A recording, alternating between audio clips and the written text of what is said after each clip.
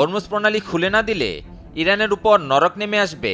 মার্কিন president Donald ট্রাম্পের সাম্প্রতিক এ হুমকির কড়া প্রতিক্রিয়া জানিয়েছে ইরান। দেশটির শীর্ষ সামরিক নেতৃত্ব সরাসরি হুঁশিয়ারি দিয়ে জানিয়েছে, ইরানের অবকাঠামোর উপর যে কোনো ধরনের হামলা আগ্রাসনকারীদের জন্য জাহান্নামের দরজা খুলে দিবে।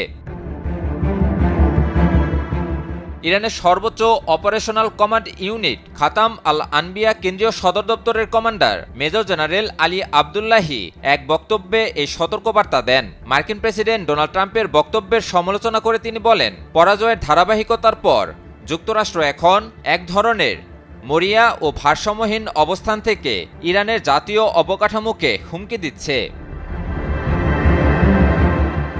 তিনি জোর দিয়ে বলেন, গত 28 ফেব্রুয়ারি শুরু হওয়া মার্কিন ইসরায়েলি আগ্রাসনের পর থেকে ইরানের সশস্ত্র বাহিনী তাদের প্রতিটি প্রতিশ্রুতি বাস্তবায়ন করেছে এবং ভবিষ্যতেও একইভাবে প্রতিক্রিয়া জানাবে। কমান্ডার সতর্ক করে বলেন, যে কোনো আগ্রাসনের জবাবে যুক্তরাষ্ট্র ও ইসরায়েলের ব্যবহৃত সামরিক ও কৌশলগত অবকাঠামোর উপর বিধ্বংসী ও ধারাবাহিক হামলা পরিচালনা করা হবে। এদিকে ইরানের সামরিক বাহিনীর মুখপাত্র ইব্রাহিম জুলফাগারি এক সতর্কবার্তায় বলেন, দেশটিতে যদি মার্কিন ইসরায়েলি আগ্রাসন বৃদ্ধি পায় তবে পুরো অঞ্চলকে যুক্তরাষ্ট্র ও ইসরায়েলের জন্য দুজখে পরিণত করবে ইরান। জুলফাগারি হুঁশিয়ারি দিয়ে বলেন, ইরানকে পরাজিত করার যে বিভ্রম যুক্তরাষ্ট্র ও ইসরায়েল লালন করছে তা একটি জলাভূমিতে পরিণত হয়েছে এবং তারা এখানে ডুবে মরবে। ইরান চলমান এই অভিযানের অংশ হিসেবে ইতিমধ্যেই অঞ্চল জুড়ে যুক্তরাষ্ট্র ও ইসরায়েলের বিভিন্ন কৌশলগত লক্ষ্যবস্তুতে শত শত ব্যালিস্টিক ও হাইপারসনিক ক্ষেপণাস্ত্র এবং ড্রোন দিয়ে হামলা চালিয়েছে।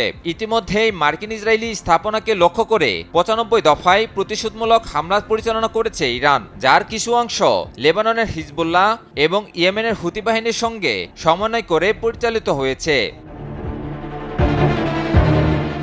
বিশ্লেষকদের মতে এই ধরনের কড়া ভাষার হুঁশিয়ারি শুধু সামরিক বার্তা নয়, এটি একটি মনস্তাত্ত্বিক কৌশলও, যার মাধ্যমে প্রতিপক্ষকে চাপে রেখে সম্ভাব্য আগ্রাসন ঠেকানোর চেষ্টা করছে তেহরান। পাশাপাশি যে কোনো আগ্রাসন মোকাবিলায় ইরান যে পুরোপুরি প্রস্তুত তার আগাম বার্তাও দিয়ে রাখল দেশটি। আমি ভরসা রাখি হিরন স্মার্ট ওয়াটার পিউরিফায়ারে।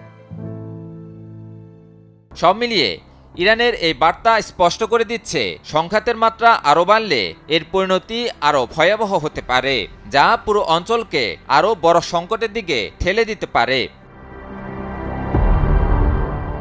ইমন আলী, নিউজ 24।